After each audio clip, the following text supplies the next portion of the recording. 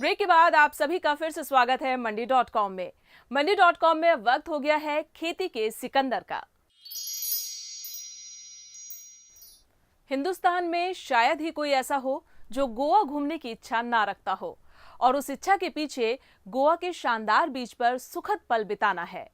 इसीलिए आपको लग रहा होगा कि मंडी.com की टीम गोवा में क्या कर रही है, लेकिन हमने आपसे वादा किया कि देश के हर हिस्से से हम हर वो कहानी लेकर आएंगे जहां खेती में कुछ बेहतर हो रहा है।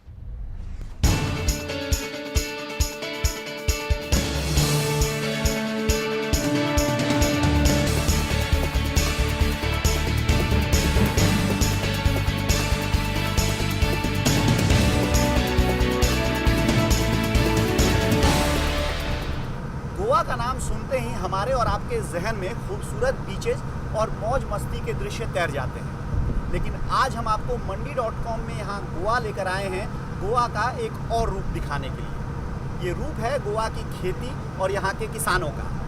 ये रूप है गोवा की चकाचौंध से दूर यहाँ की मिट्टी से फैलती समृद्धि की खुशबू का। गोवा के इस द्वीप में साथ मिलकर बैठा महिलाओं का यह समूह कोई आम समूह नहीं है। ये सभी दरअसल यहाँ के मॉडल फार्मर्स क्लब की सदस्य हैं और इनके सामने फैले ये तरह तरह के जो अनाज और दूसरी कमोडिटी दिख रही हैं, ये सब इन्हीं महिला किसानों की मेहनत से पैदा हुई फसलें हैं। इनमें धान, ज्योति और कारगुट किस्म के चावल, लाल मिर्च, चौलाई, राई, उड़द, मूंग, लोबिया और कई सब्जियां भी हैं, जिन्हें फिलहाल फार्मर्स क्लब के अपने ब्रांड के साथ पैक किया जा रहा है। हमारे यहाँ 135 किसान जुड़े हुए हैं क्लब में और हम 20 से 25 टन उगाते हैं, चावल उगाते हैं और 200-250 टन हम चावल बना के हम बेच देते हैं। धान गोवा के इस हिस्से की प्रमुख फसल है और चावल यहाँ से मार्केट किया जाने वाला सबसे लोकप्रिय उत्पाद। यहाँ दो तरह के धान की खेती होती है, ज्योति जो थोड़ी ऊंची जमीन पर पैदा होती है और जिसके लिए मीठे पानी की जरूरत होती है, और कारगोट जो समुद्री पानी वाली जमीन पर पैदा होने वाली धान की खास किस्म है। इस तरह की जमीन को खाजन कहते हैं। क्लब के अध्यक्ष प्रेमानंद म्हाम्बरे बताते हैं कि गोवा के कई लोग तो विदेशों से भी यहाँ के चावल का मोह नहीं छोड़ पाते। ऐसे ग्राहकों के अलावा मुख्य तौर पर यहाँ उपजा चावल पणजी और गोवा के दूसरे हिस्सों के किराना की दुकानों से बिकता है। एक बरस में साधारण 2000 तो 2-2,500 किलो ये पैकिंग करके कैश एंड कैरी शॉप जो सिटी में है, यहाँ पणजी, परवरी, कारंजाड़े, दोनापाउल और कलांगुट जो बीच एरिया है, टूरिस्ट एरिया, वहाँ के कैश एंड कैरी शॉप से बेचते हैं। ये फार्मर्स क्लब सदस्य किसानों की उपज की मार्केटिंग भर ही नहीं करता, बल्कि उनकी खेती के तौर तरीकों और कटाई के बाद की गतिविधियों को भी लगातार देखता है। ब्रांड को लेकर क्लब के पदाधिकारी इतने सावधान हैं कि जिन मिलों में उनके खेतों के धान की कुटाई होती है, उनके मिल मालिकों को भी प्रशिक्षण में शामिल कर लिया जाता है, जिससे उपज की गुणवत्ता बरकरार रखी जा सके। तांदूळ आम्ही केले काय ना, हे असे पॉलिश करिनासतना पॉलिश चड करी जाल्यार आमकां फायदो ना, आनी हे असे कर्नल रायस कर्नल करी तर तितून आमकां खूब फायदो आसा। तितून आमकां चड विटामीन मेळटा आनी तितून आमकां हे तर आमी 40 रुपयांनी दिता तर जाल्यार ते 50 रुपयांनी आमी फारीक करता प्रत्येक शेतकऱ्याक। आनी तितूनसून हे पयलीं आमी ट्रेनिंगेक म्हणजे कोणी तर विचारूंक येयला म्हाजे कडेन की बाबा हे आमी कशें करता तूं, तर जाल्यार आमची स्पेशल आमी गिरणीर स्पेशल करूंक लायता ताका। ते जायना तेंचे कडेन करपाक, पूण तांकां मातसो घास थोडो दर अशें करून तांकां अशें काड अशें पळोवन आमी तांकां सांगता हां अशें जालें, अशें करून मागीर ते आमी करता आनी मागीर ते साफ करता सगळे। 2008 में क्लब की शुरुआत होने के बाद से मार्केटिंग के लिए की गई पहल का नतीजा ये हुआ है कि किसानों को फसल की बेहतर कीमत मिलने लगी है।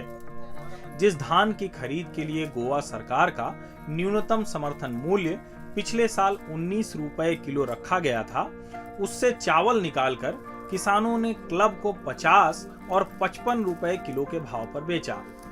इसी चावल को क्लब ने बाजार में 75 से 80 रुपए के भाव पर बेच लिया। जाहिर है, अच्छे भाव के कारण किसानों में खेती का उत्साह भी बढ़ा है। शेत लायता आमी थंयसर आनी आमच्या भुरग्यांक सगळ्या लोकांक आमकां पावता तशें वर्सभर आनी कितें इल्लें उरता तें आमी क्लबाक दिता। तांसून मशीन हाडटा आनी आमी हें करता, कापून घेता तें सगळें मशीन आनी मागीर आमकां सबसिडी मेळटा न्हू, तांदूळ हें केलें म्हणटकूच दिलें हितून मशिनाची सबसिडी मेळटा। अच्छा भाव दिलाने के साथ ही क्लब ने अपने सदस्यों की खेती की लागत घटाने में भी अहम भूमिका निभाई है। गोवा में कृषि मजदूरों की भारी कमी है। इसका अंदाजा इसी बात से लगाया जा सकता है कि यहाँ खेती में प्रतिदिन की मजदूरी 600 से 800 रुपए तक है। जाहिर है, इसके कारण बढ़ने वाली खेती की लागत किसानों की जिंदगी को मुश्किल बनाने में कोई कसर नहीं छोड़ती। इसीलिए क्लब किसानों को ट्रैक्टर और दूसरी मशीनें भी मुहैया करा रहा है। हमारे लिए ही, हमारे गांव के लिए, किसानों के लिए ये ट्रैक्टर खरीदा और तब से हम 6 साल से इसका खरीद कर उपयोग कर रहे हैं और किसानों को सब्सिडी पर दे रहे हैं। एक्चुअली इसका कॉस्ट जो रहता है वो घंटे के आधार पर रहता है। 1 घंटे के लिए 500 रुपये और सिर्फ हम किसान से 250 रुपये लेते हैं और 250 रुपया उसका जब सब 1 महीने का या 2-3 सीज़न का 2-3 महीने का सीज़न जो बनता है उसका सब बिल करके हम भेज देते हैं कृषि विभाग में और वहाँ से हमको 250 रुपये सब्सिडी के रूप में मिलता है। यानी किसान को 50% सब्सिडी मिलता है और 50% गवर्नमेंट से मिलता है। क्लब की इस मदद के कारण एक ओर तो किसानों की लागत में खासी कमी आई है, वहीं दूसरी ओर समय सहित दूसरे संसाधनों की भी बचत होने लगी है। जाहिर है कि इसका सीधा फायदा किसानों को बढ़ी आमदनी के तौर पर मिलने लगा है। पहिले आम्ही कामेरी बी घालून शेत करताली आणि तेन्ना आमकां खूप खर्च येतालो। आतां आमकां फार्मर क्लबान जॉइन जायन मशिनां बी जाय ती मेळ्ळी, लावपाचें शेत लावपाचें, कटिंग करपाचें, नडणी काडपाचें मशिनां मेळ्ळी, आमकां खूब कमी खर्च येयलो। भात बी आमचे एग्रीकल्चरचे लोक घेवन वयता, पयलीं आमीच ते करून हें करताले, विकताले बी। पयलीं आमकां एक 10 रुपये मेळा ते आतां आमकां तेचे टिपल मेळटा, 3 पटीन मेळटा आमकां। आनी आतां आमकां पयलीं मशीन आमी घालीत जाल्यार आमकां 300 रुपये वराक पडा, आतां आमकां 200 रुपयान म्हणजे आमकां 110 रुपयान वर पडटा। फार्मर क्लब अर्दे फारीक करता, आमी अर्दे फारीक करता। तितूर आमकां लुवपाक आनी मळपाक मनीस ह्या मेळटा, मशीन मेळटा। ते आमकां पयलीं 10,000 पडा, मळूंक लोवंक कामेरा सावन पयलीं मनाय आनी कामेरा सावन आमकां 10,000 पडा। ते आमकां आतां 1-2 हजारान आमचें काम कंप्लीट जाता सगळें। खेती के दौरान क्लब के सदस्य अपने खेतों में किसी तरह की खाद या रासायनिक कीटनाशकों का इस्तेमाल नहीं करते हैं। यानी जो भी चावल या दूसरी कमोडिटी इस क्लब के सदस्य किसानों के खेत से निकलता है वो सब ऑर्गेनिक है। इसके कारण भी सदस्य किसानों की लागत घटी है, साथ ही उनके लिए ज्यादा तरह की कृषि उपज की मार्केटिंग के रास्ते भी खुल गए हैं और जिसका फायदा उन्हें होने लगा है। पहले हम केमिकल डालते थे खेत में, अभी फार्मर्स क्लब में जॉइन होने के बाद हम ऑर्गेनिक ऐसे डालते हैं खाद। पयलीं आमकां न्हू अशें चड अशें हें मेळनासलें, म्हणजे खर्च मेळनासलेलो। आतां कितें जाता, आमी क्लबान जॉइन जावन आमकां तेचे डबल अशें मेळटा। पयलीं कमी मेळटाली रेट, आतां आमकां सुबेज मेळटा रेट, म्हणून आमकां तितून खूब फायदो आसा। फार्मर्स क्लबान जॉइन जावन खूब फायदो असो मेळटा आमकां आनी प्रॉफिटूय अशें तेजेर सुट्टा अशें कितें तरी आमकां। आमी ते भाताचे तांदूळ घालता पळय तेजेरूय आसता न्हू आमकां कितके प्रॉफिट मेळटा, कशें केजी वयता की पळय किलो, तेजेरूय आमकां फायदो कितें तरी मेळटा असो। हालांकि इस पूरी कहानी का दूसरा पहलू ये भी है कि इस मॉडल फार्मर्स क्लब में भागीदार किसानों की संख्या और उपज की मात्रा बहुत कम है। क्लब के पास संसाधन भी काफी सीमित हैं और कुल उपज के केवल 10% की ही मार्केटिंग हो पाती है। लेकिन फिर भी इस क्लब की सफलता के मायने बहुत व्यापक हैं। हमने मॉडल ही सीमित रखा है इसको, क्योंकि अपस्केलिंग अभी तक नहीं किया है, इसलिए कि हमको किसान बंधुओं को ये दिखाना चाहिए कि वैल्यू एडिशन करने के बाद वो ज़्यादा कमा सकते हैं। पर्यटन के लिए मशहूर गोवा में खेती के प्रति लोगों की बढ़ती रुचि सचमुच सुखद है। मंडी.com की टीम ने जब इस बदलते रुझान की पड़ताल की तो यह भी सच सामने आया कि किसी प्रदेश में सरकार की सक्रिय रुचि और भागीदारी से कृषि की चाल और उसका चेहरा किस हद तक बदल सकता है।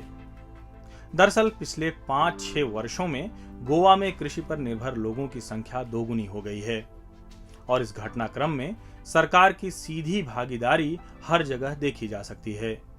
सरकार की काफ़ी अच्छी भूमिका है, क्योंकि गोवा में हर तरह के सब्सिडीज, जो हर तरह के सब आपको समझो फार्म मशीनरी परचेज करनी है तो हर एक मशीनरी को साधारण 75% ये जो इंडिविजुअल फार्मर को भी मिलती है और जैसे फार्मर क्लब, फार्मर एसोसिएशन, इनको सबको सब्सिडी मिलती है।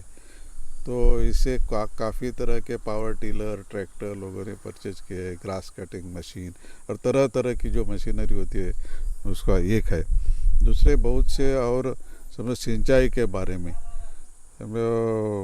वेल बनाने का है कि टैंक बनाने का है, वहाँ भी 75% सब्सिडी मिलती है।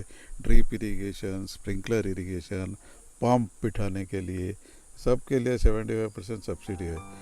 छोटे किसान समूहों को आर्थिक तौर पर सशक्त बनाने में वित्तीय संस्थानों की भी महत्वपूर्ण भूमिका हो सकती है। कम से कम चोडल मॉडल फार्मर्स क्लब के मॉडल को सफल बनाने में सेंट्रल बैंक ऑफ इंडिया की सक्रिय भूमिका से तो यही साबित होता है। क्लब के अध्यक्ष और सचिव ये कहने में कोई संकोच नहीं करते कि किसानों को मशीन और लॉजिस्टिक्स की सहायता उपलब्ध कराने की उनकी कोशिशें बैंक की मदद के बिना संभव नहीं हो सकती थी और यही ट्रेंड पूरे गोवा में नजर आता है।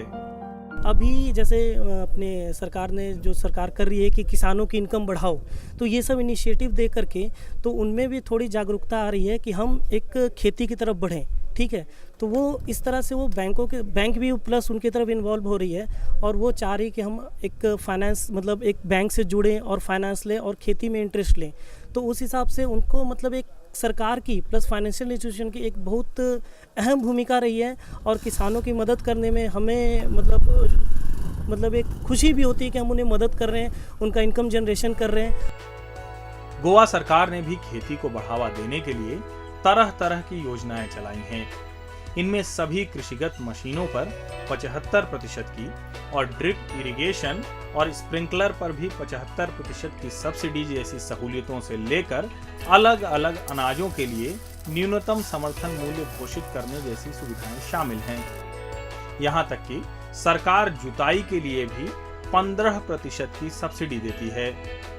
गोवा गवर्नमेंट ने फार्मर्स को हेल्प करने के लिए बेसिकली मैकेनाइजेशन में भर ये दिया है, स्ट्रेस दिया है और दूसरा एश्योर्ड प्राइस है देने के लिए 2 स्कीम के लिए बहुत सारा का स्ट्रेस दिया है। मैकेनाइजेशन के लिए तो गवर्नमेंट ऑफ इंडिया का प्रोग्राम है ही, उसमें add on subsidy state government ने दी है और हमारा सब्सिडी का रेंज 75 to 90% है। 75 जनरल फार्मर के लिए और 90% ST और SC बंदों के लिए। और एश्योर्ड प्राइस में हम नारियल, चावल और बाद में ऑयल पाम, शुगर केन और कोकोनट एंड अरेकानट ऐसे क्रॉप को एश्योर्ड प्राइस देते हैं। गोवा की MSP स्कीम में सरकार किसानों से सीधे खरीद न करके उन्हें बाजार और MSP का अंतर नकद रूप में दे देती है। सरकार की योजनाओं से कई लोग अब खेती से जुड़ने लगे हैं। खास तौर पर ऑर्किड फूल, रंग बिरंगे शिमला मिर्च जैसी गैर पारंपरिक फसलें और पॉली हाउस जैसे आधुनिक कृषि तकनीकों की मदद से कई कमोडिटीज की खेती में गोवा अपनी अलग पहचान भी बना रहा है। महज 55-60 साल पहले का वो दौर देश आज पूरी तरह भूल चुका है जब गोवा पुर्तगाल की कॉलोनी हुआ करता था। उस समय यहाँ खेती मजबूरी और उत्पीड़न का नाम थी, क्योंकि यहाँ आजीविका का दूसरा कोई साधन नहीं था। राज्य की करीब 84% जनता खेती पर ही आश्रित थी, लेकिन दिसंबर 1961 में गोवा को पुर्तगाल से आज़ादी मिली और यहाँ की अर्थव्यवस्था ने एक नई करवट ली। स्थिति यहाँ तक पहुँची कि 2010 में केवल 6% जनता यहाँ खेती पर आश्रित रह गई। लेकिन अब खेती के प्रति गोवा के लोगों का नज़रिया एक बार फिर बदल रहा है और यहाँ के किसान कई मायनों में देश के दूसरे किसानों के लिए एक नज़ीर बन रहे हैं। मंडी.com के लिए गोवा से अनिल वत्स के साथ भुवन भास्कर।